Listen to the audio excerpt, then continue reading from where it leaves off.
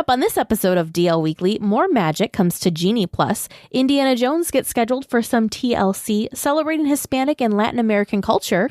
A date is set for popular holiday events, grab some authentic Cajun flavors, and we continue our discussion with Imagineer Greg Combs and more. DL Weekly starts now. Ah, buenos dias, señorita. My siestas are getting shorter and shorter. Oh, look at all the people listening. Welcome to DL Weekly's Enchanted Podcast. Hey, Tag and Teresa, mi amigos. Pay attention, it's showtime. Hello and welcome to this episode of DL Weekly for the week of October 5th, 2022. I'm Teresa Urban. And I'm Tig Bushman. We want to send a shout out and a big thank you to Kara Dibbs for becoming an official weekly tier on our Patreon. Our supporters get some pretty fun perks like DL Weekly swag, bonus content, access to our Discord community, and more. If you would like some more Disney magic in your day, head on over to dlweekly.net/support to join the community. Well, it's that time again for our friend Eric over at Concierge to catch us up on other Disney news. Hello, everyone. This is Eric Johnson with Concierge, and welcome to the D180. While Teg and Teresa cover all things Disneyland, in the D180, we take a spin around the rest of the Disney universe, and we do it in 180 seconds. Let's jump right in. We start our journey in Walt Disney World, where some relatively new favorites are returning to the Magic Kingdom and Hollywood Studios. Disney After Hours allows guests to visit these two parks for several hours at the end of the night. Once the main park hours are over, guests who purchase these tickets can stick around and enjoy significantly lower crowd levels. Cruise through queues and enjoy some of the park's most popular attractions. Sick of 2-hour waits for Seven Dwarfs Mine Train? Think you'd like Slinky Dog Dash a little better if that line were non-existent? These after-hours events are your ticket to mastering Disney World's greatest attractions in as little time as possible. Oh, and ice cream, popcorn, beverages, and other treats are included in the ticket price, too. Speaking of tickets, this is definitely one of those hard ticket attractions we should be used to by now. Tickets go on sale starting October 7th. If you have reservations at a Disney World Resort hotel, you can buy early starting October 4th. Yes, it even counts if you're staying at the Swan and Dolphin or Shades of Green resorts. After Hours nights are currently scheduled select nights at Hollywood Studios from January 4th through April 19th, 2023. Magic Kingdom nights run January 9th through March 27th, 2023. A full list of dates and attractions is available on Disney World's site, but why not just call one of our concierges to walk you through it? I mean, even the prices change based on the park and the date. We'll make it a little bit easier for you. Disney World and the Disney Cruise Line ships on the eastern seaboard are still recovering from Hurricane Ian. It's always amazing to see these stories come out of natural disasters at Disney parks. I am sure guests who were there during the worst of the storm were kept safe and entertained, even though they couldn't enjoy the parks. So let's head overseas a bit. We heard a lot about what the Asian parks have in store during the recent D23 Expo. Frankly, it's more than we have confirmed here in the American parks, but let's not worry about that. That's a different podcast. One of the projects that's the furthest along is the creation of a new Frozen-themed land in Hong Kong Disneyland. The mountains of Arendelle are taking shape, and so are the land's castles. Wandering Oaken's Sliding Sleighs, the first Frozen-themed roller coaster, will come online late next year. We can't wait to see this unique and new attraction and land. Hong Kong Disneyland started out as a budget park, but it's poised to be a new must-see destination for sure. And that's 180 seconds. I hope you enjoyed our quick spin around the rest of the Disney universe. If you'd like to learn more about these Disney adventures or just have a few questions, please come on over. Visit the social media and websites of both DL Weekly and us, their official travel planners, concierges. We look forward to planning something special for you and yours. I'm Eric Johnson, and this has been your D180. Thanks, Eric. Now let's get to Disneyland's news.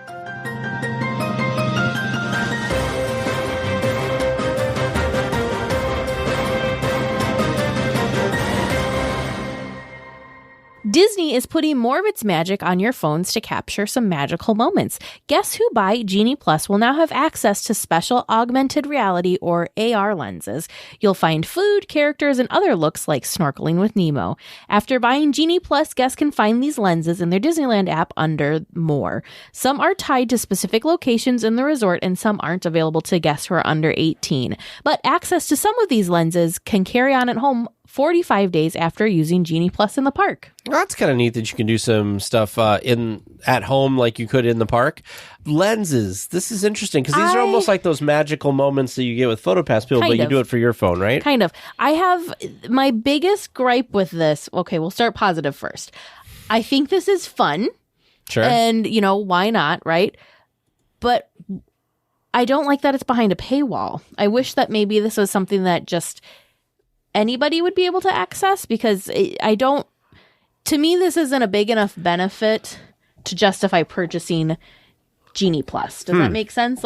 Sure. With Genie Plus, I get PhotoPass. I would much rather PhotoPass photographers taking my pictures and having those professional photos than taking photos myself that then has some. I mean, I think it's fun for sure. I think it's fun, but I don't like that it's available only through Genie Plus.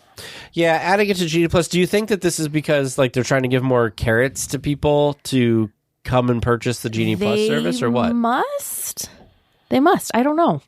I mean, it's right. They're trying to, I don't know. Yeah, beef up the reason to, it doesn't make sense to me, because if Genie Plus didn't come with PhotoPass, then I could see this having more quote unquote value.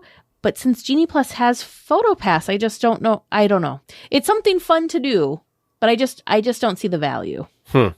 I don't see the paid value for it, I guess would be a good way of explaining it. This would be something cool if it just came with your ticket. So maybe these were available only when you're in the park and only when you're scanned into the park. Sure. I like that they're special and that's not just something that anybody can access at any time, because they've done these kind of filters before where you can access them from home or, whatever. But I think it would be cool if it was specific to the park, so you had to be in the park to be able to use it. But I'm not a fan of it only being available to guests that have paid for Disney Plus. Sure. Now, one of the things with lenses just in general, like Snapchat's had different filters and lenses and stuff, and the same thing with Instagram and stuff like that. What is funny to me is crotchety old man me doesn't understand, and it seems complicated to find kind of what you're looking for, especially on Snapchat.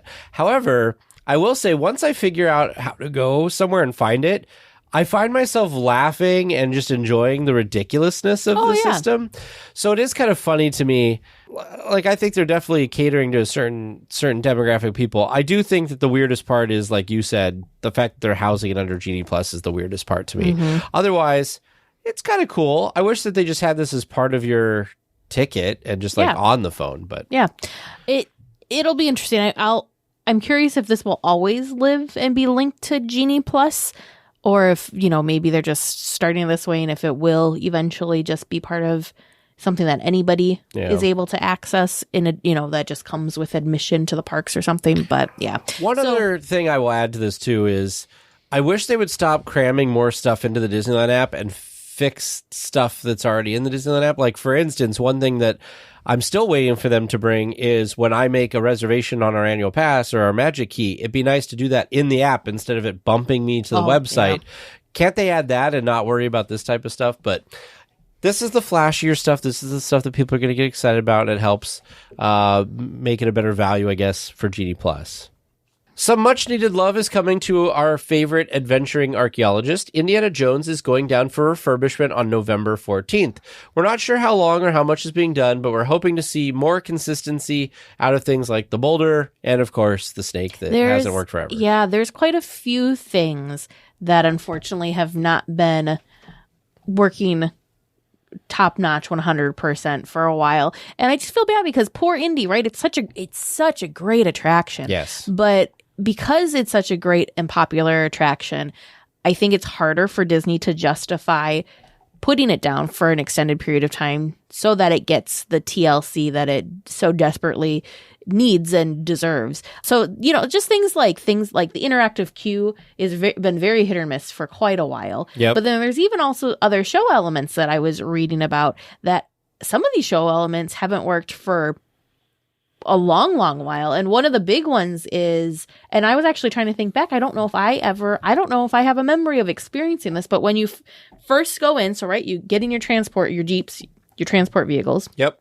And you go in that first room, there's 3 doors. Well, it used to appear that you would go through one of the 3 doors. Yep. You'd go to, there was a left, middle, and a right. Well, now it's only ever the middle door.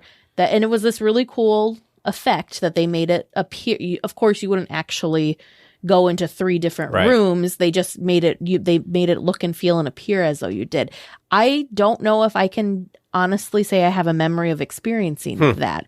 That's how long that has not been tip-top working condition. Right.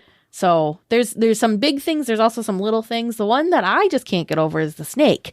The snake feels like it should be a pretty important, straightforward effect to have working correctly. And it's a very important thing. I remember that was actually one of the reasons when I was little, I was terrified of going into Indiana Jones because I heard that there was a snake.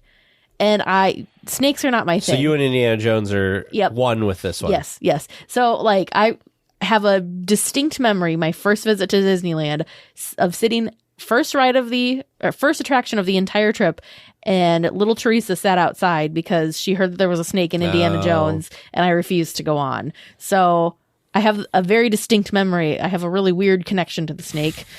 So this is like your connection it's like to Haunted Mansion. Yeah, to the Haunted Mansion guy. Same trip. I was very terrified. How did you ever go back to Disneyland? That's a great question. Somebody had posted this. I first saw this news reported. Somebody had posted a link on Reddit. There's a Disneyland subreddit. Sure. And there's some people who know and talk to cast members. And so this is by no means fact, but I'm just going to pass along stuff that I learned from comments on this particular post that I thought was really interesting. One, apparently, according to a cast member in the know, the snake that is there currently is a temporary snake because they've already sent the broken snake out to get repaired. So they've just put a temporary one that does not move there. They are already working on that, I guess. The effect that you were talking about where basically the wall moved. The room, yeah. The first room. And the way that worked, spoiler alert, it'll never work again, by the way, is the fact on that one, which is because they've spent all this money now on projection technology that makes it look better. But the way it used to work is it's kind of like the boulder effect where obviously the track does not move. You're going to still go up the same hallway and everything, and they just make it look different. What it was the 3 doors was kind of on a pivot, so it would actually roll. So it would look like you were going in the far left door or the far right door or the middle door, depending on how they did it. And mirrors, too. There was mirrors involved. And there was the mirror for when you're in the station, you could see in the reflection of the mirror that the doors were moving. That's how you could, it looked like the door was moving or something. And so the important thing here with that is somebody was talking about what it is there's a special part that was manufactured by a company that has now gone out of business. And for them to remanufacture this part would be so costly, and they've already done the projection that they're never going to fix this particular effect. There's some other effects that I don't even remember seeing, like the bridge. Because the bridge used to rumble. There's a section where it looks like rock is falling from the ceiling when you first come around that first corner. I've never seen that work. There's some other effects. There's some effects that just never quite worked right. Like you have the rats dropping into you. Any of those kind of mist effect things never quite worked right. But yeah, I'm hoping that this is the refurbishment that we were scheduled to get before COVID happened. Remember, they were going to replace the bridge and do all this stuff. So all I know is I love this attraction. I really, really, really hope that they do a wonderful job with it. And I hope that it comes back looking tip-top shape, and I don't have to feel like I don't want to ride it anymore because some of the effects aren't working. And really that's the sad part about Indy. Indy used to be our first attraction and sometimes our last attraction. I'm trying to think. I think the last time we did that was 2019, the D23 trip for 2019. Since then, with things not working, we'll do it at some point in the trip, but we don't feel the same draw to Indy Correct. as we used to, I guess would be a good way of saying it. In fact, I've been very happy because our first and last attractions have been, not intentionally, but have seemingly been Haunted Mansion now. Sure. Did we did go on Indy this last trip. We did. Yeah. Well, I guess this last trip, it was our last attraction. Yeah, but that wasn't like on purpose. It just happened to be that way. It was our last attraction. It was the only time that we rode it. Yeah. So, yeah, Whereas for me, before it used to be a tradition, first and last, and that was that. But what I found over the last few times has been sometimes it's not open first thing in the morning, so it can't be the first thing. And then sometimes, you go over to get on it, and it's closed because something has gone down. So anyway, I'm really, really hoping that they fix a lot of these problems with it and that it is improved. By the way, we were on Quick Diz Takes this last week, Teresa and I, and one of the folks on there is a huge dinosaur fan, and he said that they had updated their dinosaur attraction, which runs on the same stuff that the Disneyland Indiana Jones Adventure runs on. So it's interesting to think that may have improved, because I know we've kind of poo-pooed that before, or at least I've poo-pooed that before on the podcast. So just since we were talking Indiana Jones, I wanted to throw that in there. Well, we are in the middle of Hispanic and Latin American Heritage Month at the Disneyland Resort, now through October 15th, a mix of cultural festivities including near-nightly live music, inspired food dishes, Latina-owned food trucks, arts and crafts, decor, and merch will grace downtown Disney and the parks. You can even pick up the Play Disney Parks app for some limited time trivia. Over in DCA, you can find the annual Plaza de la Familia celebration inspired by Coco and the amazing show that they put on multiple times a day with the life-size puppets and dancers and singing, and such a good show. If you haven't experienced it, 1,000 times recommend going over there to see it. It's so fun. I'm glad that they're doing this for this Hispanic and Latin American Heritage Month, but at the same time, I kind of wish this show stuck around all the time, because it is such a great show. Good. The puppets that are part of it, the actors, they're just really into it. Mm-hmm. It's so lively. Is this the same one? Why am I confusing this now? Is this the same one that we went and saw further down? Okay. No, what do you mean further down? This is the exact same thing that we didn't watch it this year, but during Halloween time last year. What did we watch that we were hanging out by the food places there, and the people ran right by us as they went out to do their... Oh, you're thinking about, what is it? Fiesta Navidad? It's the holiday time. Oh, okay. Yeah, I'm getting, because it's around the same area. It's a street party. Yes. Okay. Yeah. This is not that. That's good. Okay. Because for some reason those two things were blending together for me. But I remember with this one, you do have to kind of get there before the show, because if you want to be able to see everything so clearly, it is kind of a limited space over there. And so many people want to watch it because they are all very excited, just like Teresa. Crap. What was that? What is it? It's not Fiesta Navidad. What is it called? The Viva Navidad Street Party. That's what it's called. Yeah. So the fact that there's some cool stuff in the trivia for the Play Disney Parks app is kind of a neat thing to kind of add to that. And of course, we've got all the stuff going on in downtown Disney, like the Saletas that are still there. Mm-hmm. Tons of food. There is a foodie guide just for... Did we link the foodie guide? Just for this event as well. We will make sure to link that in the notes. But some of the highlights and some of the things... This was going on when we were just there for D23. But we got distracted by other things and forgot to report on this new foodie guide. But it actually came out soon after the Halloween time foodie guide. But some things that we were excited about and wanted to try over at the Plaza de la Familia, which is at the Paradise Garden Grill. I was really excited and wanted to try. They have a chorizo quesadilla, which is poblano, onions, and mozzarella topped with cilantro and served with a salsa roja. It's actually plant-based chorizo, so I really wanted to try that. That sounded really delicious. Remember, we ran over there, but they were closed. Yes. So I wasn't able to try it. We went to get in line, and they were like, sorry, the line had been cut off. And then the other thing, too, which we did have last year and is returned this year, is the cocoa cake. Layers of vanilla cake with cinnamon mousse and ice with cream cheese frosting. So this is... Even though it says new, it's the same thing from last year. Well, maybe unless they've changed the recipe, but I think it's the same from last year. But basically, this is like a churro cake. The only thing it's missing is pieces of churro in the filling. Great, by but the way. Yum, yum, yum, yum. And the last thing that I wanted to try that they were all out of when we were there is over at Boardwalk Pizza and Pasta. They have a an horchata cheesecake that I really wanted to try, and I was asking all the cast members if they had it, and they're like, oh, if it's not out in the cooler, we're all out. And I was bummed and sadly ate my breadsticks instead. Which were not good. No, nowhere near as good. Yeah, like Teresa said, we'll link that in the show notes as well, so you can check out the foodie guide for that. All sorts of yummy, yummy, delicious foods.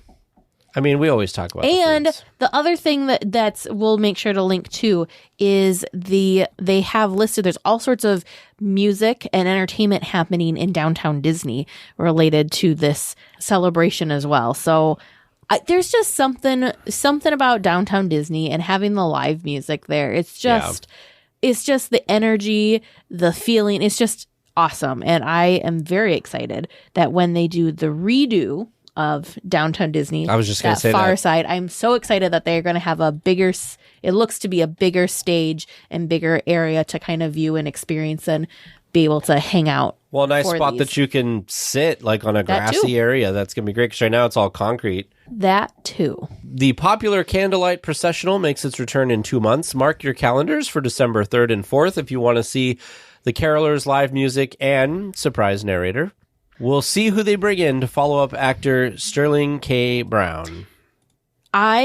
This is something definitely on my Disney bucket list. We've never happened to be in the parks during when this goes on, but it seems so fun, so festive. I know there's a lot of weekly tiers that have been able to experience this, weekly tiers that are able to do this every year, and it's kind of it's become their own holiday tradition. But it looks like something so cool. We were so close last year because we were there, but we didn't have park reservations. So we watched the lights from the Esplanade. That's as close as we've gotten.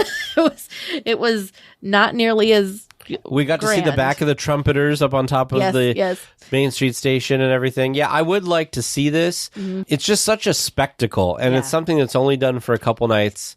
And of course, special. When you are in the parks on December 3rd and 4th, if you happen to be there during this time, if you're not watching the Candlelight Processional, it is a very challenging area to get through on Main Street there just because everybody's trying to get a glimpse of it. So just be aware that the evening of the 3rd and 4th might be a good time to either park hop over to DCA or to stay further into the park and kind of avoid if you're not trying to get a view of this. But, avoid Main Street and the it's on my square. bucket list, though. I would also like to one of these years we'll see it and experience it.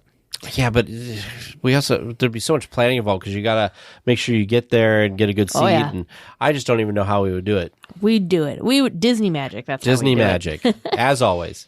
Well, Tiana's secret stuff has finally made it over to Eudora's Chic Boutique in New Orleans Square. You can get your hands on some hot sauce, spices, and other New Orleans food mixes. Here we have some Cajun gumbo base that's available, some praline mix. Cafe du Monde coffee. Oh, that's like chicory. It's like a big deal. Spice Wallace spices and seasoning for $21.99. Some gumbo seasoning, hot sauce, a Tiana varsity jacket. That's something that's unique. not one of the flavors we were talking about in the news, but it is there as well. But yeah. So I think it's cool because it's not when they explained that they were going to have Tiana's like secret spices at the Chic Boutique at Eudora's Chic Boutique, I was assuming that they would be Disney branded things. Yeah. So I thought that they would just, slap, Tiana's secret spice or whatever, me too. Some sort of label on some other seasonings. But these look like you walked into a gift shop from New Orleans, and these look like it's authentic spice. It's not like that Disney just slapped a label on. Like this Cafe du Monde coffee. It's not like Disney just slapped a label on some generic something. So I thought this was really interesting. I'm very curious to check this shop out just because a lot of the shops in Disneyland feel like it's just Disney just is everything's Disney. Everything's Disney branded. Which is what you would expect. Yeah. So I think it's interesting that we're getting, especially in New Orleans Square, that we're getting these kind of more like specialty shops, and it's kind of going back a little bit because we used to have specialty shops like this way back. So I think this is a really cool full circle thing to do. It's the shop itself, yes, is themed to Disney characters. Yes, there is some Disney branded merchandise in there, but I like that there's also a mix of unique things that aren't Disney specific. I agree. Reminder for all weekly tiers. These questions can feel like a high-speed roller coaster type ride in the dark, with self-high fives, sudden drops, and stumps. Follow all pre-launch procedures, including stowing hats, glasses, and all loose possessions in the cargo pouch located directly in front of you. Hello and welcome to Trivia Land. Today I'm excited we're going to spend all of trivia talking about an opening day attraction. Ooh. Yeah, once I just got started, it just became thematic. One particular what can I say? attraction or opening day attraction? One particular opening day Okay, attraction. so this could either go really well or really terrible. I hope it's not the Autopia. The Autopia is... No, I'm kidding. Your first question. Storybook Land Canal Boats was previously named blank. It was something about like... Is it Canal Boats of the around, World? Yeah, around the world or of the world or... Canal Boats of the World?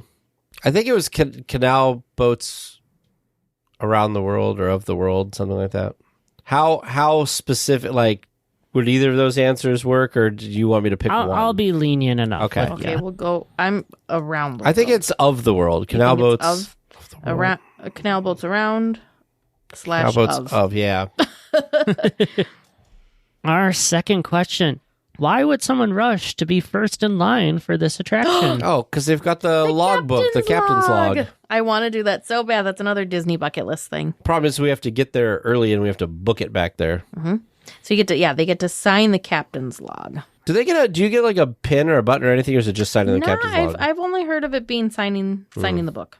You still got robbed on the first Dole Whip of the day. No, I did get the first Dole Whip, but they didn't. The button was not at the location I got the first Dole Whip at.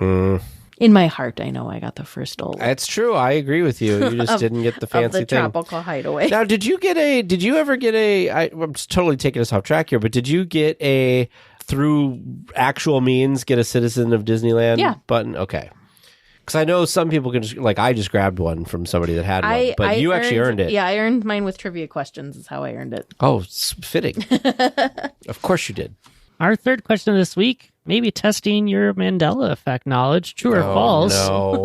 Monstro used to have a tail. False. False. I feel so much certainty from the two of you on that one. Well, because this part of the storyline is when you go through, she says, like, he blew his tail right off, and then, like, you come out the back. Like, I just don't know. Because you've always gone through Monstro, so it wouldn't make any sense for you to have a tail. I don't ever remember seeing a tail. Our last question. I hope you are ready to do some work for this one. This could be a good paper pencil one. There are 11 familiar locations currently on display on the Storybook Land attraction. There's what? 11 familiar locations. Oh, okay.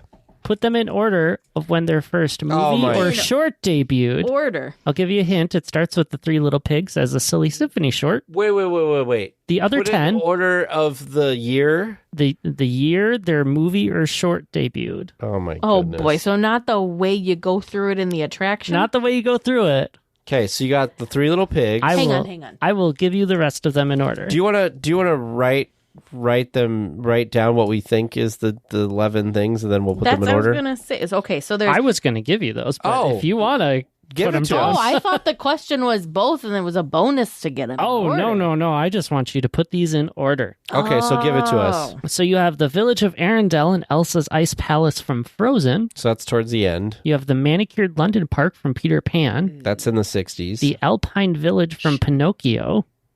That's in the 40s. The English Village from Alice in Wonderland. That's the 50s. The Royal City of Agrabah and the Cave of Wonders from 90s. Aladdin.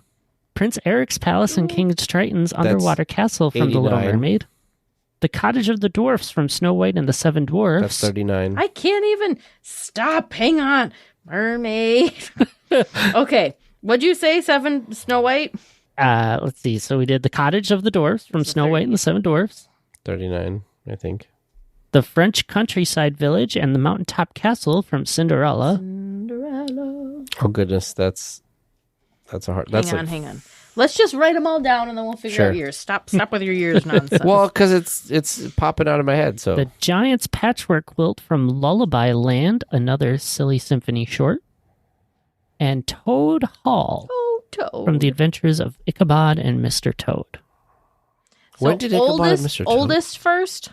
Oldest first. Yes, Okay. the Three Little Pigs was the Three Little first of the Pigs. 11. So that's I'm your gonna say freebie. Second is Lullaby Land. Third is, What's left that's older? well, Wouldn't it be Snow White? did Snow White come before Toad? Snow White was Toad is not that old. Snow White was the first feature-length animated movie. So. Yeah, but Toad was 2 because it was Sleepy Hollow and Toad mushed into one Yep. thing. See, I'm not sure when that came. I mean, it must have come out a while ago because for some reason, I know I'm wrong, but my brain was like, oh, that was like 1985. But I know that's not 85 right. No, not Because for the Toad. attraction's been there longer than that. I would almost say, do you think Toad's okay? I think Arendal's our last one. That's our easy one. Yes, that's our easy So one. that's 11th. Yep. Maybe we work backwards. Let's work Okay, backwards. so we got that. And then it's going to be is it- Aladdin. Yeah. Aladdin was... Yeah, 10th, and then Mermaid would be 10th, 9th, Yep. and then wait a minute, and then we have a whole mix of things that happen in the middle. Okay, well, let's put the middle things that we know in order. So Peter Pan would have been was the 56, 50s. I think. Yep. Cinderella was. I don't know think- where Cinderella I fits. think later. I think Peter Pan was before. I don't know. Alice was definitely the 50s. So we're just trying to do Cinderella, Peter Pan. Let's go this way. Let's go Cinderella as. As what? I don't think that's right. I was putting her as 8th, but I don't think that's right. Because, what's first? First is the pig. Second is the I think Lullaby Land. Lullaby Land. And then what's our Toad. third? You're thinking Toad is third? I think Toad's 3rd. Okay, well And then I put... think Snow White's 4th. Yep, Pinocchio's 5th. yep. So we've got Cinderella, Peter Pan, and Alice. Well, Peter Pan is Alice is before Peter Pan, I think, because Peter Pan was towards the end of Walt's life, and Yeah. Alice had been out already. Yeah, Alice was okay. So maybe Alice is actually not the 5th. I don't think it's either late 40s, early 50s. Cinderella. So let's do Peter Pan as 8th. This is a tough one. 6th. Here I was looking at the time Seventh. for Okay. trivia, and I was like, this isn't going to be Okay. very long at all. I knew what I was doing. So oldest you said was the Little Pigs. Little Pigs came out first. Then we're going to list them as Lullaby Land, Toad, Snow White, Pinocchio, Alice, Cinderella, Peter Pan, The Little Mermaid, Aladdin, and the oldest, or most recent, I guess I should say, the youngest, most recent is Frozen Arendelle. How fun is it? I got to use this question to test your movie history knowledge instead of parks knowledge. Oh, look at you. We probably would have done better if we could have listed what was represented. If that was the question. That was a good one. Do you remember Probably. the order on the attraction? No. Okay. I was just thinking about it. Peter Pan's pretty close to the beginning. I would have said that. Well, Pinocchio's first because you go through No, Monstro. because you go through the village. You see the village. You see Pinocchio's village. You have storybook. Yeah, but you go through Monstro. first, but he said the village. I'm counting the village. Yeah, she's counting the village. I don't remember where the village is. I feel it. Oh, man. I'm going to have to pay closer attention now. Toad is towards the end too because Toad is like next to Arendelle, isn't it? And Little Mermaid is No, last because it's through the Toad's it's through the there's the castle. Then you go under the thing, and then her under the sea is off to the side. Anyway, that's not Yeah. the question. That's not the question, but that could be a great question for the future. Write that down, Teresa. No. Oh, all the inspiration we need right there. So, how'd you do? Do you have a better movie knowledge than they tough. do? A little more confident? Yeah. Maybe this can get you on Storybook Land Canal Boat, but first we got to talk to someone who does a little bit better with storytelling. Well, this week for our discussion topic, we are continuing our discussion with Greg Combs. I think that's really cool. Yeah, so you mentioned something that I want to ask about because it seems like it's something that Imagineers have been thinking about a lot, and I've seen posts and stuff about attractions like and one that you know about, Indiana Jones. When you design an attraction, or when an attraction is designed like Indiana Jones, it seems like it has, from my understanding, and I could be wrong, it has never really gone down for an extensive refurbishment since it opened in like 95. So that's quite a long time at this point. when an attraction is designed nowadays, what is that? Like you kind of talked about it. So what is that kind of window? How long is it designed before it would have to go through an extensive refurbishment, or is that something that's even planned? Because I feel like Indiana Jones needs some loving. It's a workhorse. It just goes. But it also needs some loving. Yes, it does need some loving right now. Well, and I must say that's a challenge, right? And I don't want to sound like I know more than I really do. Sure. But I'll tell you, each park has to make those choices. And so the park team really is tasked with figuring out that equation of how long can I survive without this attraction? Yeah. And what is it that it needs to maintain a level of quality that we feel is acceptable? And because I know that if I take this attraction down, I'm going to have a lot of unhappy people who came expecting to be able to be on this attraction. And what is it that they're expecting when they come? And what are the things that do I need to make sure I follow my sword for to make sure are there? It's a very, very difficult. So thinking of Indiana Jones, right? There's so much prototype machinery in there. That ride system, the ride vehicle, was a one-of-a-kind, first-ever ride system, that motion base on a track like that. And when we were working on that, the gentleman who programmed it, Dave Durham, he favorite Imagineer of mine. This guy's just a brilliant man. But to watch him program it every night and to see him going through and pushing that vehicle to its limits and seeing how far he could get the motion base to move and how fast he could go around corners and what was that edge of like, oh, this is going to induce some nausea. We better not do that. We better dial that one back. Right. But at the same time, I'm thinking to myself, what are we doing to the poor maintenance team who's thinking, oh, you're really driving those actuators pretty hard, Dave. This is, how long can that vehicle last before it has to be pulled out for maintenance, right? How long can any of, and that's true of any element where you design it with sort of a certain criteria in mind, and you think about how far can I push it before I've pushed it beyond its maintainable limits. The rolling ball scene is a great example of that, right? The ability for that scene to reset itself in the amount of time that it has creates a little bit of challenge from a mechanical standpoint. It would be interesting to talk to the people who maintain that attraction and the operators to get a better understanding of how they feel about it. I still feel it's a great experience. I still am, even though I know how every single thing in that works and I've walked it hundreds of times, I'm still blown away by the magic of it. Right. And the new magic that they've added, with the projection mapping that they've done is terrific. I think it just has added to the experience. We put a lot of interactivity in the queue. Back I love that. Yes. I do too, but we were infants in our understanding of interactivity when we did that. And so a lot of the mechanisms we didn't design very robustly.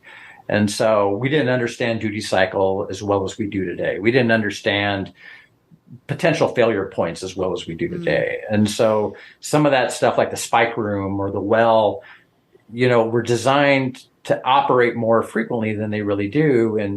That was one that we turned over to maintenance and operations, not well thought out, right? And not casting blame on anybody, right? That was a collective. We were learning as we went along on that.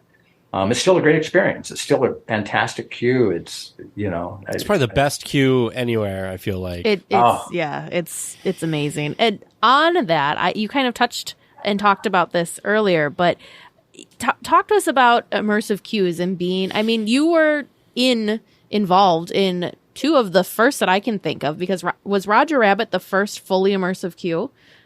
I can't think. There's probably somebody who would argue with me on that, Sure. But we certainly, when we were designing the Roger Rabbit queue, we put a lot of storytelling in it. Yeah. Right. Yeah. Every one of those little alleyways has a deep backstory to it, and it was all foreshadowing what you were going to experience once you got on Benny the Cab.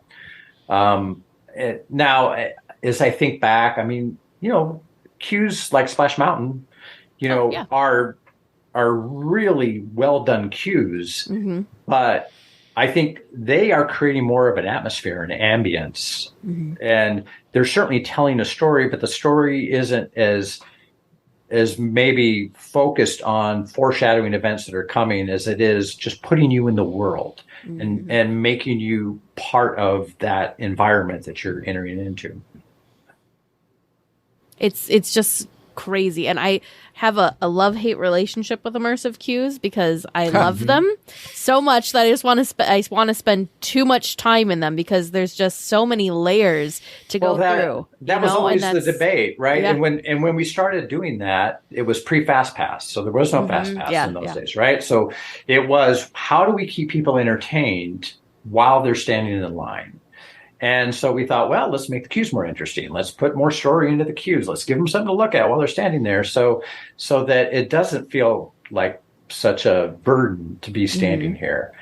And then, of course, you realize you sort of run that risk of the cue itself becomes an attraction, right? Yeah. And all you've done is back the problem up out the door, right? And then Fast Pass came, and Fast Pass changed everything. And so suddenly cues that were not designed for that secondary lane, we had to accommodate it and think about how we integrate that. And then now if you're in Fast Pass, you're not spending any time in the queue. Yeah. So that story's lost. And if you were thinking that it was important for them to glean some of those story points before getting on the ride to actually have a meaningful experience, well, now you've done them a disservice, right? Now you've sort of shot yourself in the foot because all those people that rode Fast Pass are not going to get all those story points that you put in there. So then the balance came of like, all right, how do we entertain standby and make sure that the Fast Pass people don't miss out on the stuff that we want to make sure that they understand? And Indiana Jones is so great though, because you start even the outside portion of the queue, you're part of the story, you're outside the temple. And this brings up something that I'm curious of your kind of opinion on too, is one of the reasons that this queue is so amazing is because it was a necessary evil, I guess. Yeah. Because there was no room for Indiana Jones in the park. No. You had to put it outside the park, but then how do you get people from inside the park to outside the park? And I think about this all the time with Disneyland, how some of our favorite things about attractions came about because there was some problem that had to be solved. The stretching room would never have been a thing, but it had to get, again, like Indy, had to get outside the berm. Right. So when an attraction and stuff is being designed or thought about, is that like a fun thing as an Imagineer to work on? Or is it kind of like, great, we've got this stupid thing we got to figure out? Or is it kind of like a fun challenge? Well, look, if I'm honest about it, it's both, right? I mean, all of us have that part where we want to moan or complain a little bit about, this obstacle in my way. What am I supposed to do with this? But I was always of the belief that like obstacles create great design, right? That's true. It's when you put those barriers in the way, when you give us the challenges, that's when we're at our best. That's when we're at our most creative. And by the time I joined the Indy team, they had already solved that problem, right? So I came on as a show set designer on that one, and they had, you think about the people, by the way, that worked on that, Tony Baxter and Skip Lang and just really giants of the industry who were part of Indy. They had been through all kinds of iterations. And here I'm going to tell a story that probably I shouldn't tell, but I'll tell anyway. Indy was not going to be just a Jeep ride, right? It was a 3-part experience that was almost going to be a whole land. It was going to be a whole land, right? There was a Jeep ride, there was a maze walkthrough, and there was a minecart ride. And so, the story was you had to navigate the maze. And then once you navigated the maze, you would be able to get aboard, and I'll get this wrong. So Tony or somebody's going to send me a nasty email saying I didn't tell the story right. That's all right. If Tony's listening to this podcast, hello, Tony. We would like to have you on. Yeah, I'll let you. Tony's fantastic. Oh, he's a great guy. So you would navigate the maze and then come out and you would get on the Jeep. And then you'd finish the Jeep ride and you'd get on the mine car. And the Jeep and the mine car shared the same showbox. So you experience the ride at different levels within the showbox. And then for various reasons, most of them having to do with money, they just had to scale it back. And they picked the core essence of what they wanted the story to be, which was the Jeep ride, which I think was absolutely the right choice. Oh, yeah. And so by the time I came on board, they had figured all that out. They had figured that the queue was going to start in Adventureland from in between Jungle Cruise and the treehouse there, and then make its way underneath the train tracks and out into the parking lot behind and create a showbox. And so the first assignment I was given was to work on some of the interactives in the queue, and then later the rope bridge and all the effects on the rope bridge. I got to work on that as well too. And I was like, this is pretty dang brilliant. This is, and so I would love to say that I was part of that whole decision-making process, but I had nothing to do with it. All I did was try to make it look as good as possible in the end there. But that was always the fun of Imagineering, is you're around all these incredible people. And honestly, that kind of like, if I could go back in time, I would talk to myself and say, don't be so afraid of these people. When I first started there, I was so afraid to talk to the Tony Baxters of the world because I saw them as these like deities of design, and I couldn't talk to them. I was afraid to say anything. And I'm like, I'm going to work in my little corner here. I'm going to design my little thing, and hopefully it's okay and nobody's going to get mad at me. But then later, as I have been around a while, I realized these are warm, friendly, caring, giving people who just love what they do, and they just want to share it, and they want everybody to love it as much as they do. And that team camaraderie, it was just like working in theater, where in theater, it's not about you as a designer and your individual skills. It's about your ability to tell a story to an audience and emotionally connect. Imagineer, same thing, right? We always used to say there's only one name on the front door, and it's not ours. Right? It says Disney up there. Doesn't say Greg Combs, doesn't say Tony Baxter, doesn't anything else, right? And you subjugate your ego for the good of the experience that you're creating for our guests. And I so love that. I'm an introvert at heart. So it's like that. I'm happier to be part of a community of like-minded people than I am being a solo artist, with a spotlight. Kind of jumping off with Indiana Jones, there was another pretty big attraction that's a favorite in multiple parks, but you got to also be part of Tower of Terror. So what role did you have with Tower? Also show set. So all those, my early career, like for, I'd say the first 7 or 8 years was show set. And so I was part of a really great team.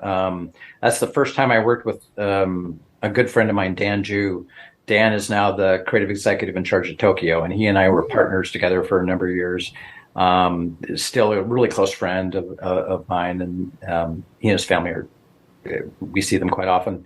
Dan and I and another great show set designer who then went on to become a great architect. His name's Michael Brown. The three of us got assigned to that. It had initially was going to be a Baby Herman ride. And really? Yeah. I'm learning so many backstories to some of my favorite attractions. That is so not what it is today. It is not a Baby Herman ride. No. It is not a baby. Well, and we can talk forever about the challenges with Roger Rabbit and that property from an intellectual property standpoint, storytelling standpoint.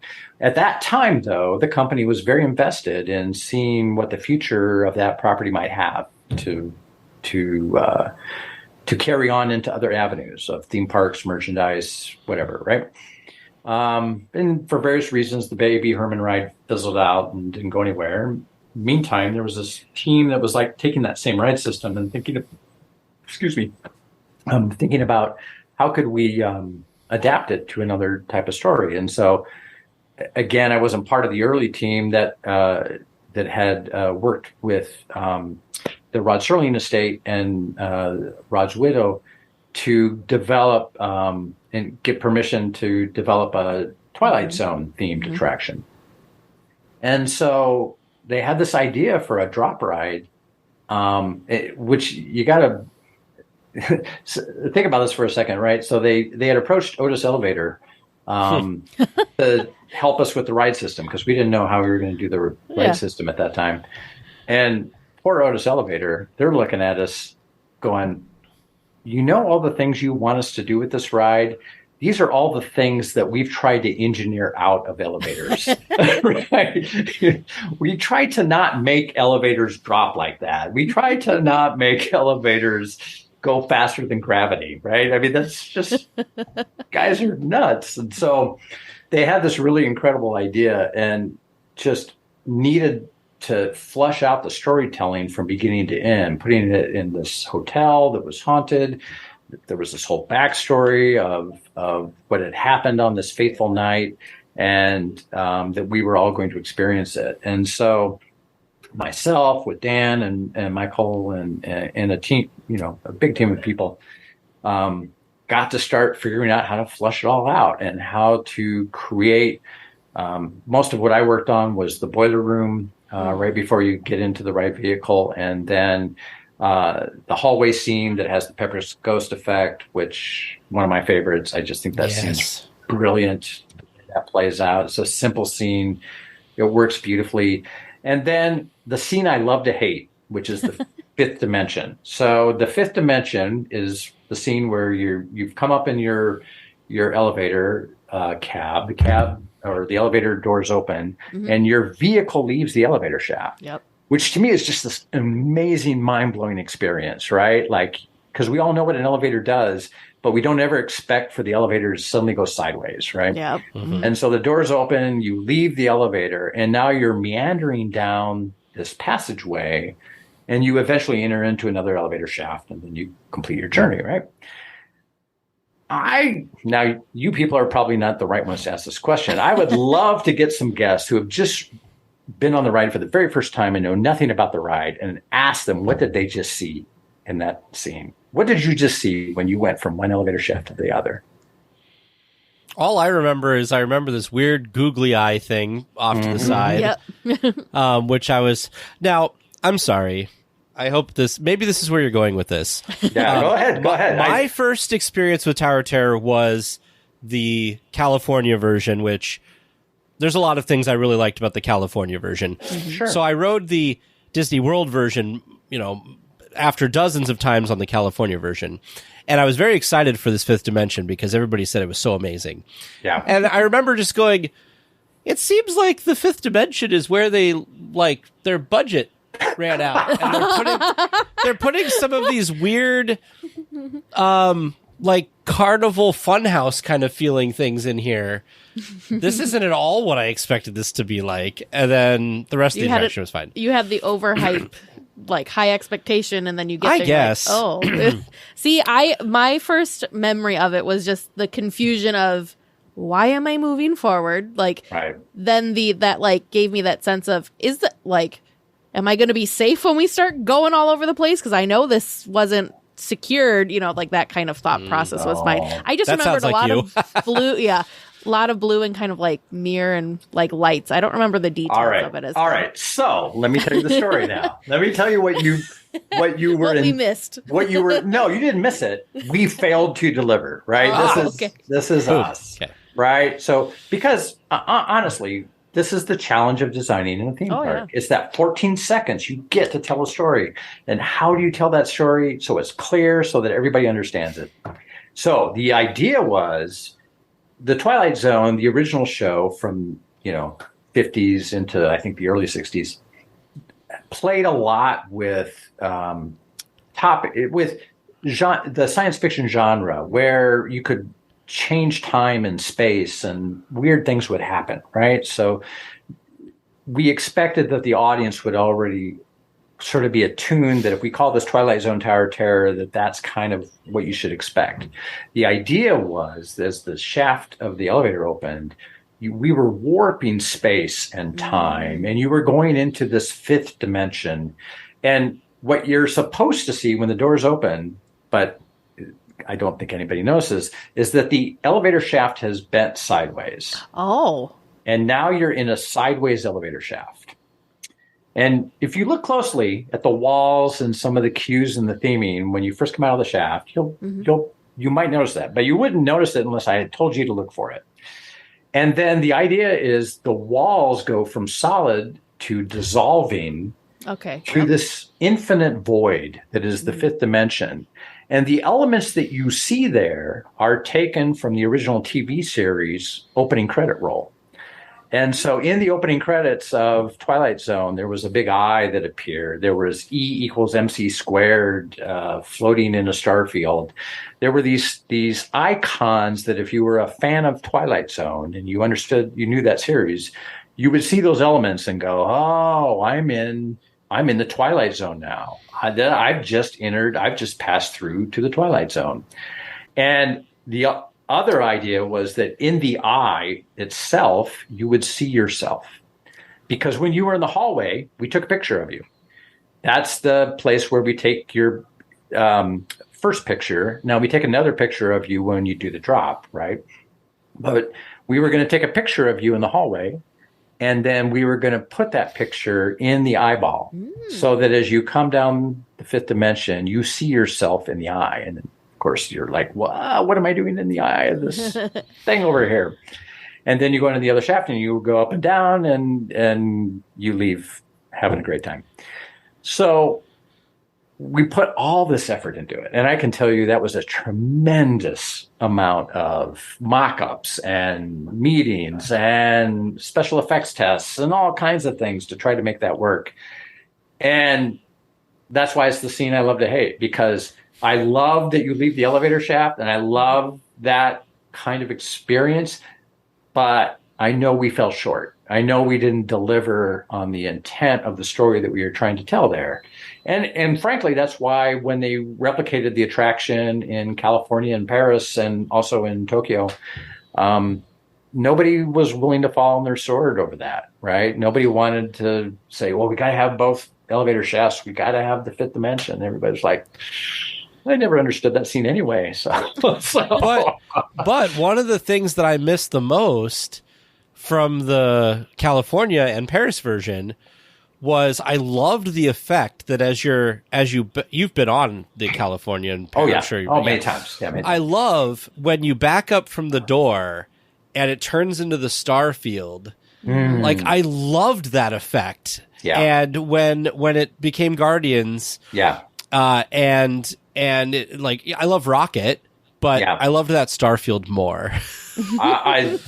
I bless you for saying that, Tag. I totally agree with you on that. That Starfield was a beautiful thing. It was so cool. And the other thing I've got to say about I think it was both. I'd only ridden Tower of Terror in Florida like twice, but that elevator mechanism is so smooth. Yeah. Mm-hmm. It feels so nice. Like before it starts like flinging you everywhere.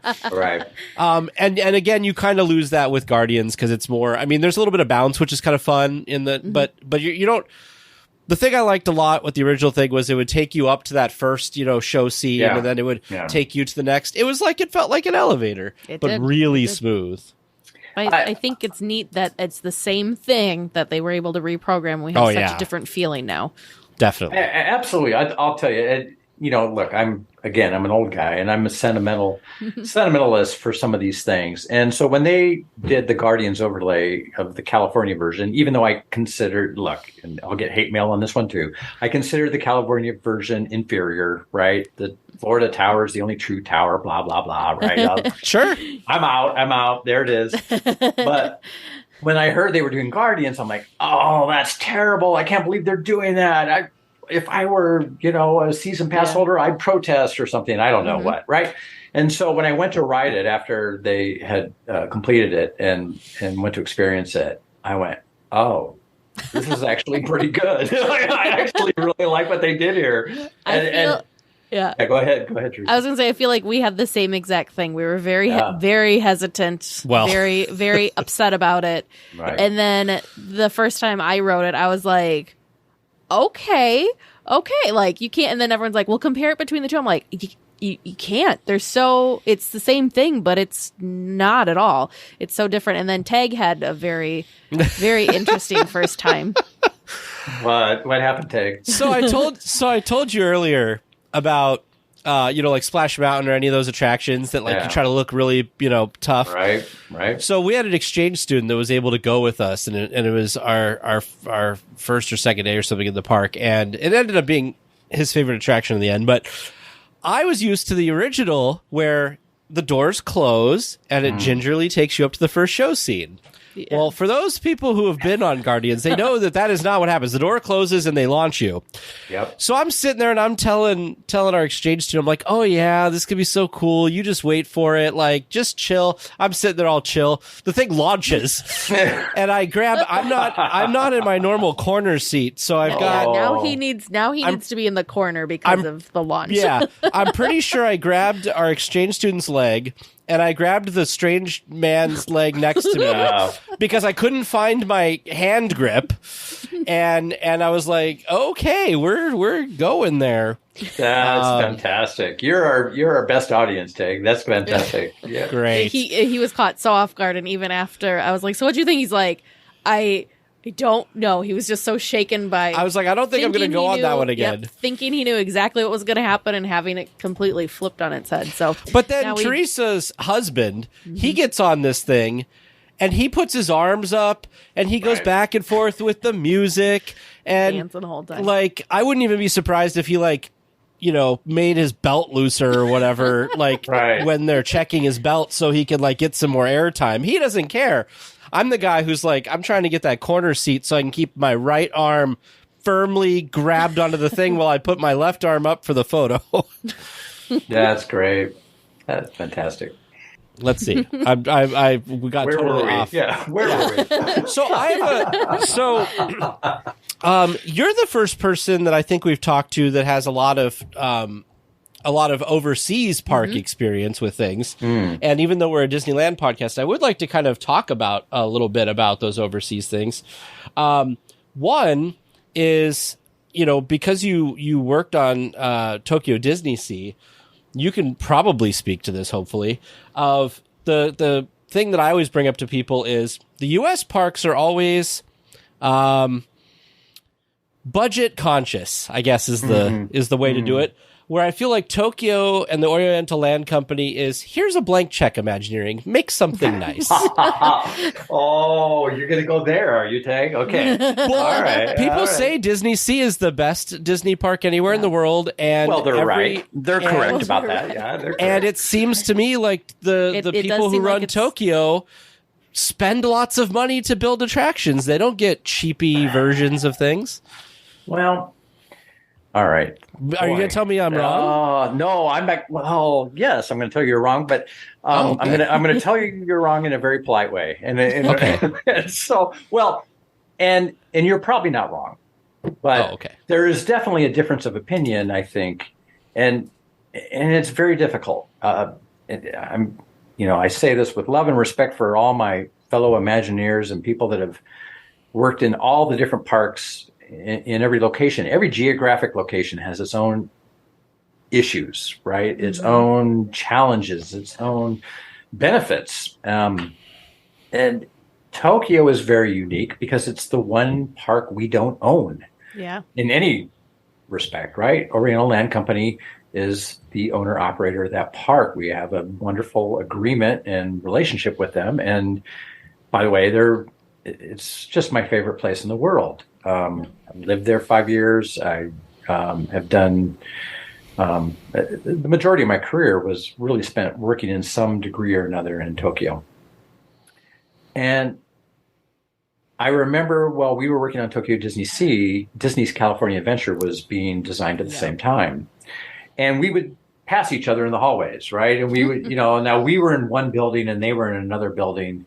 But we would see each other in the cafeteria, out in the common areas. We, see each other in the model shop and places like that. And we kind of look and go, what are you doing?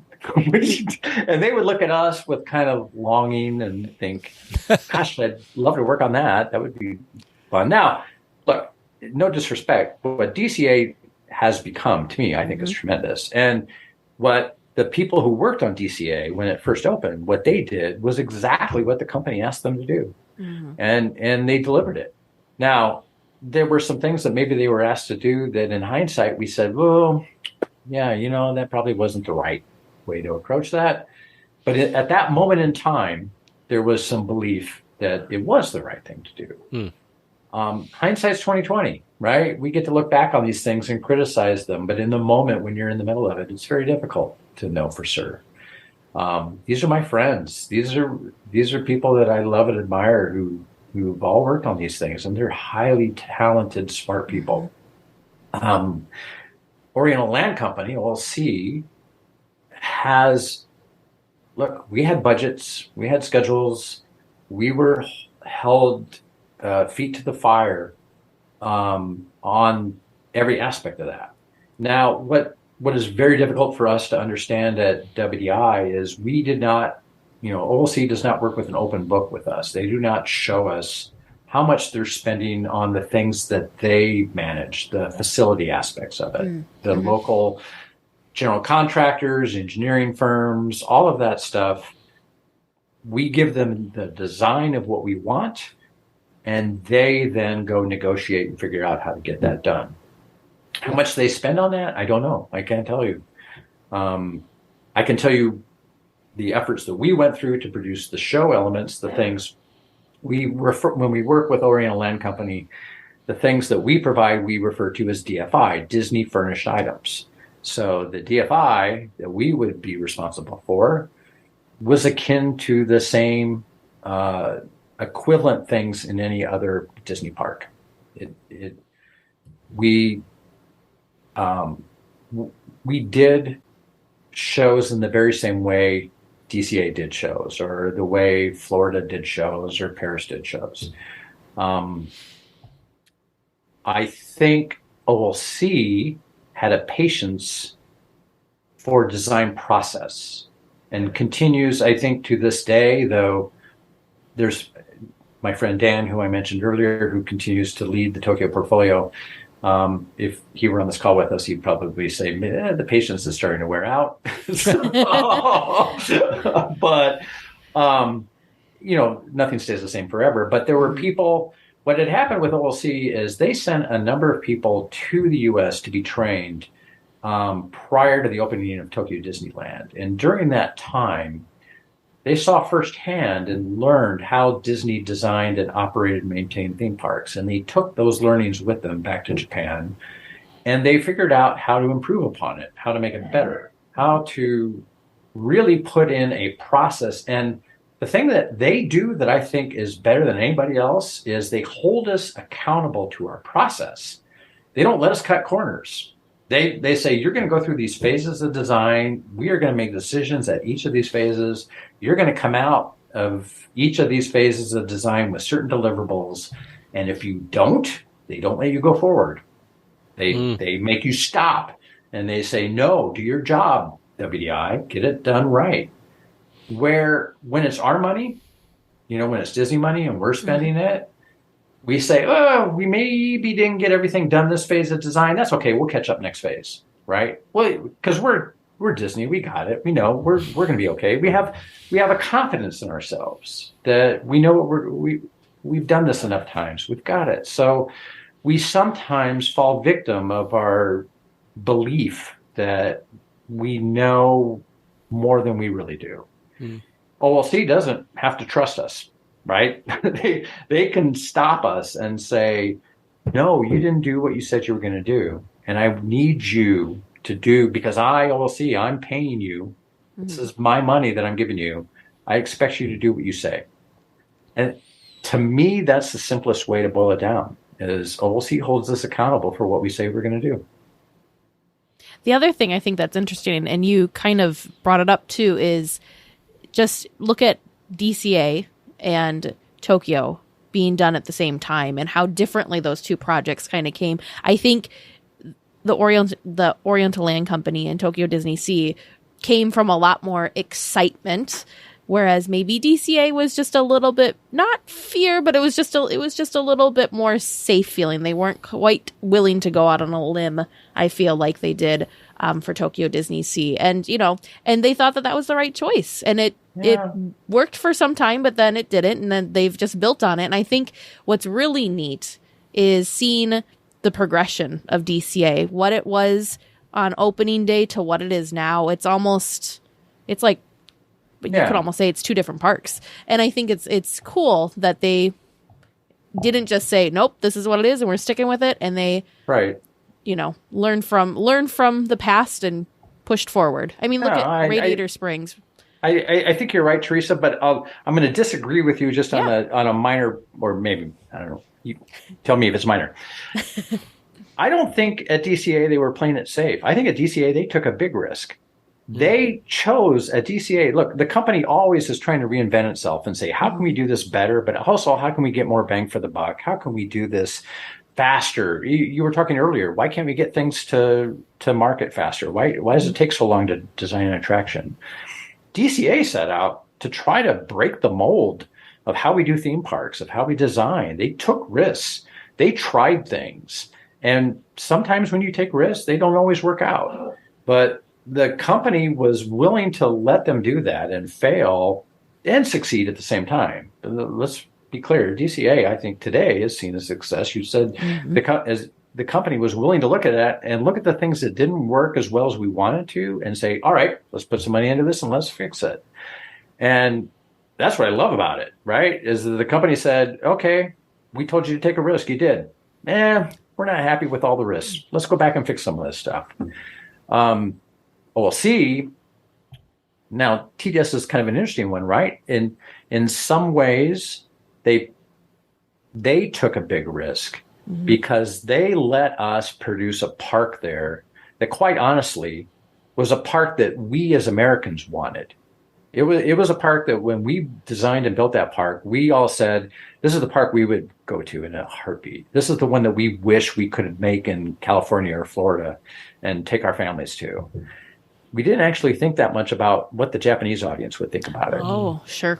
And I think I can say that, having been part of that team and be honest about it, is that we got a little culturally arrogant in our approach. And when the park first opened, it was not successul. It did not go over well.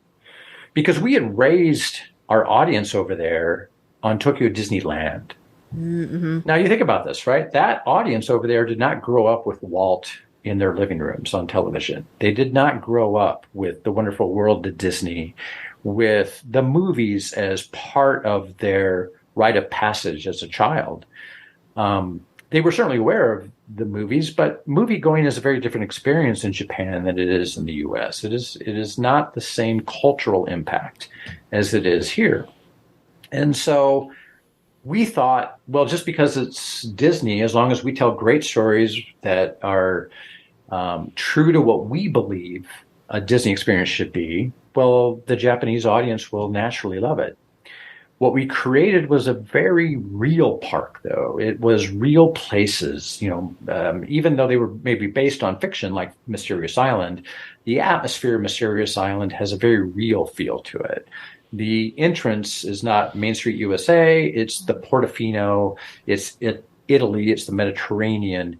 You have American waterfront, you have Cape Cod, you have Lost River Delta, you have these places that feel like I've gone on a real journey somewhere.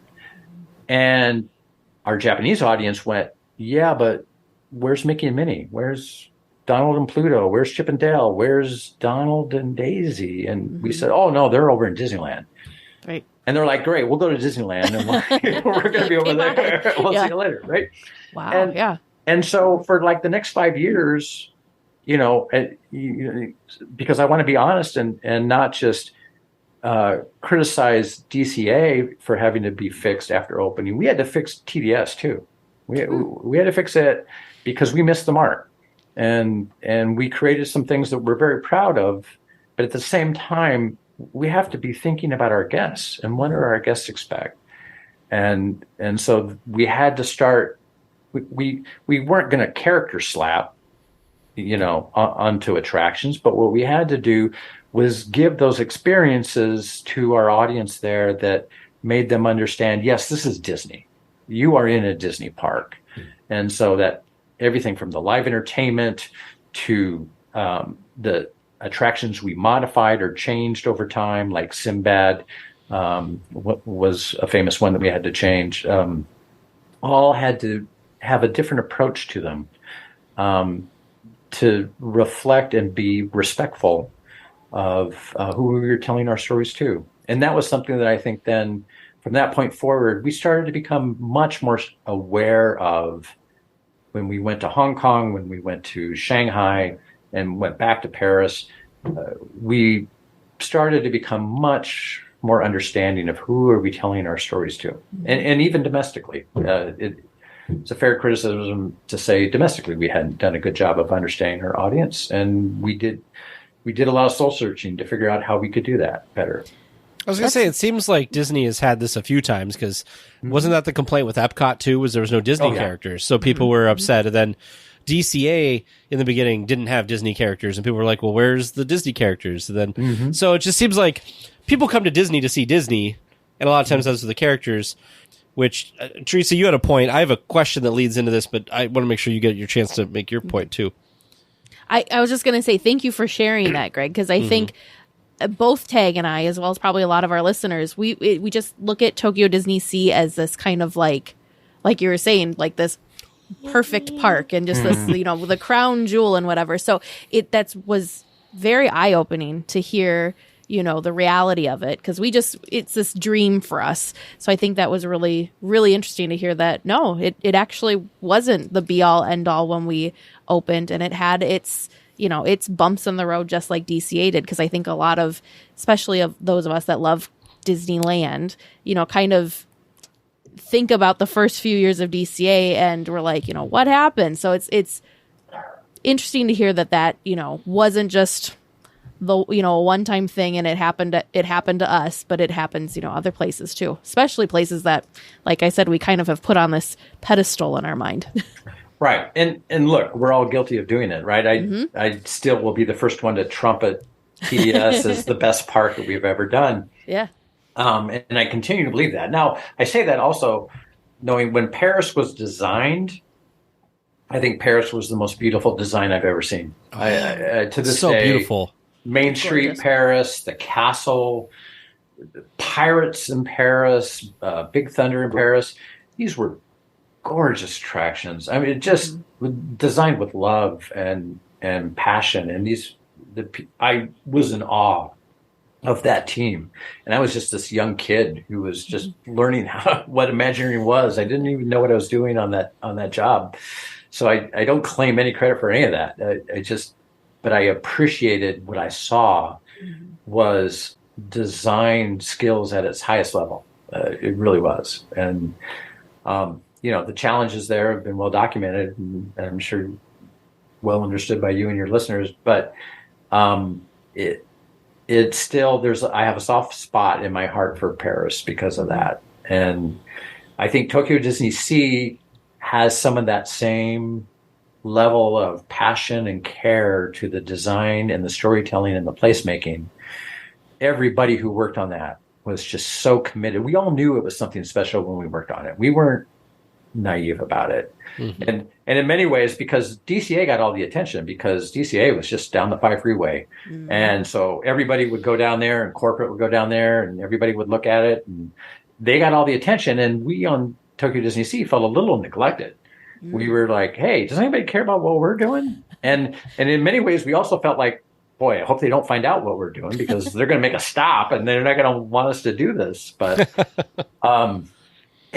there were some things that we probably shouldn't have done. And obviously, I mentioned the missing the mark with the audience, but, there were some other things as well, too, that, it was a difficult thing. We didn't think through live entertainment in that park very well from a large experience. Parades are very popular. And so the parade route on TDL was probably one of the most desired and sought after experiences. The guests in Japan, when I was there for SQS, I noticed this firsthand. They come for those live experiences. The rides are something they do in between, right? But seeing the favorite character, whether it be in a parade or a meet and greet or a live show, to them, that's the Mecca. That's the reason you come. And the attractions they certainly enjoy, but it's almost the reverse in the U.S., right? Where people come for the attractions, and then the live experiences tend to be, not always, but tend to be things you do in between your favorite attraction. In TDS, there is no parade route, right? There's a lagoon for a water show. There's a Mediterranean harbor for the water show, but there's no parade that goes through the park or a parade route, even if we wanted to do one. And because we thought, TDL is where you do parades. And that was one of the dissatisfiers with our guests, is they were like, well, where's the parade? We want to see a parade. Because we had trained them that that's what you do when you go to a park, is you see a parade. Wow.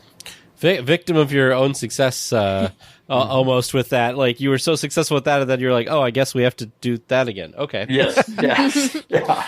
And it's interesting, because I'm sure, it's one of those things, and, we don't want to make it sound like we're hating on the creative teams and the Imagineers that came up with these things. But it's one of those things, I'm sure, when you're at the table and when you're creating it versus in the reality, you don't know. You don't know what's going to hit, what's not going to hit, what's going to be important, what you thought was going to be important. Maybe the guests don't seem to care about. That's got to be such a weird feeling to kind of open that and like release that to the public and see, right? Kind of sit there with your breath held, what's going to happen, and then having those, like you said, kind of those things later that you're like, oh, parade route, and you can't, that's not something you can just add. It's not like it's an attraction that you can just, redo or something. That's just how it is now. I was going to say, that's the challenge of that entertainment narrative form, right? So when you do a TV show or a movie, and if it bombs, right, you go, oh, well, that was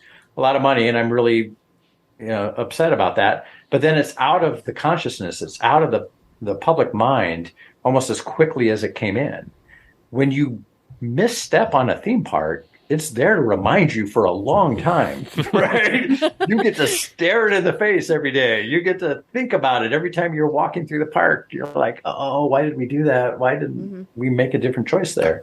And so when you spend, because a typical attraction is 5 years from beginning Blue Sky to opening day, when you spend 5 years of your life on something like that, and then to go, oh, we missed it. Dang it. It's a hard pill to swallow. Yeah. Right? Yeah. It's a really hard pill to swallow. We'll conclude our interview with Greg Combs next week. It's okay. I'll be the only weekly tier without an answer. Make sure you send your questions to Producer James or Producer Vern at trivia@DLWeekly.net. All right, welcome back, everyone. Time to wrap up the podcast with our trivia answers. How do you two feel you did this week? I'm very curious about the me question too. for his answer. Very curious about that. Me too. Yes, I believe you would be. But before we jump into our Disney movie history, we got 3 more to go first. And I got some fun facts along the way as well. So, question 1, Storybook Land Canal Boats was previously named Canal Boats of the World. Well done, you two. Points all around. Only after a couple of months in operation, Canal Boats of the World shut down in September 1955. Didn't take long for it to be transformed. It reopened June the next year. Poor canal boats, because it was just like dirt.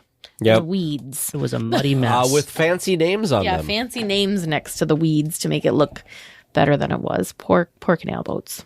Question number 2, why would someone rush to be first in line for this attraction? As you both said, to sign the captain's log for the day. Woohoo! Captain's log.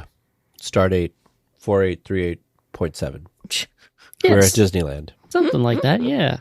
Yeah, this definitely grew in popularity after TikTok showed up. Oh, I'm sure. Of this happening. And a cast member duetted it, which means they commented on the TikTok, sharing memories and love for the new tradition. They're apparently working on their second book now because the first one has been filled up. Oh, wow. Oh, cool. And it only started in 2018, so pretty new tradition. I wonder where they keep it, like when it's full, like the full books. Oh, yeah. Great question. Send it to the archive, right? Maybe, that'd be cool. The Storybook Land Canal Boats archive. It's a little mini version. Yeah. He's so cute. Our third question, maybe testing your Mandela effect knowledge. True or false? Monstro used to have a tail. I couldn't fool you two. False. Did you just make that one up? I did. I was looking through a lot of images because I'm like, maybe at some point. I mean, Monstro went through an evolution. The teeth are so different nowadays compared to what it was before. The old teeth were terrifying. Terrifying. Probably more true for what a whale looks like, because I think Monstro nowadays has gums, and I don't know if whales actually have gums. Sure, yep. Amongst a few other details that showed up in it. But it was fascinating to see the evolution of it. So, yeah, if Monstro did have a tail, someone needs to show it to us, because I can't find it. Monstro, where's your tail at? And our last question, there are 11 familiar locations currently on display on the Storybook Land attraction. Asked you to put them in order when their first movie or short debuted, starting with Three Little Pigs as a silly symphony short. And you two are kind of close. I'll run you through the order and catch you up on some of the tripping points. So the second one was Lullaby Land, the silly symphony short. Those both came out in the same year, 1933, just a couple months apart. The first animated feature is Snow White and the Seven Dwarfs, followed by Pinocchio, and then we get into a run of 4 Disney films that came out consecutively: 1949, 1950, 1951, and 1953. Dear Lord. They go in order: The Adventures of Ichabod and Mr. Toad, Cinderella, Alice in Wonderland, and Peter Pan. So that was definitely a point that was going to trip you up. And then, concluding, you got the last 3 in the right order. I think we got Peter Pan in the right spot. You did get Peter Pan in the right spot. By dumb luck. By dumb luck. I was just impressed with how recent Peter Pan was compared to the park's opening. That hadn't crossed my mind. So, and yet it's still Well, it really blows today. your mind when Sleeping Beauty's castle was built before Sleeping Beauty came out in 59. That's true. Back in the I'm day. really impressed that Toad came out after Snow and Pinocchio. Not just after. 10 years after. Holy cow. Yeah. I always thought that was much earlier. Mm-hmm. You thought it was the 80s, so you thought it was much later. Well, much later, yeah. And just to make sure we clarify, the last 3 are Little Mermaid, Aladdin, and Frozen. At least we got that. Yeah. Thank goodness. Y'all were alive for those. Makes sense. Now, the real trivia would be, so those sections of Storybook Land, what were there before? Ooh. Or were they just empty spaces? Because I'm pretty sure Arendelle replaced something or moved something over or something. I don't know. Now I feel like I need to go on a deep dive for that and figure that out. We can ask Weekly Tier Stephanie because she worked on the canal boats. You know, you also have a Disneyland encyclopedia that I'm sure will tell you all of this stuff, that you never look at things. I don't know if it'd tell me that. We'll look it up.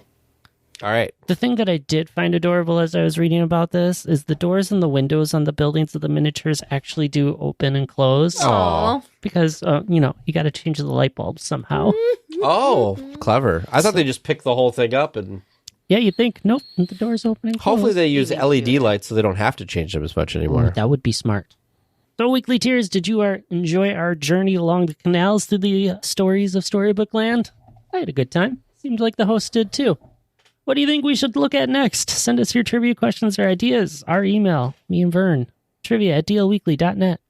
Well, we will be back next week with more Disneyland news and information. Until then, go out and enjoy the parks. Please remain seated until the podcast comes to a complete stop and the doors have opened. Then collect your belongings, watch your head, and step carefully from the episode. On behalf of all of our crew, thanks for traveling with us. And we hope you have a happy and memorable visit here at DL Weekly.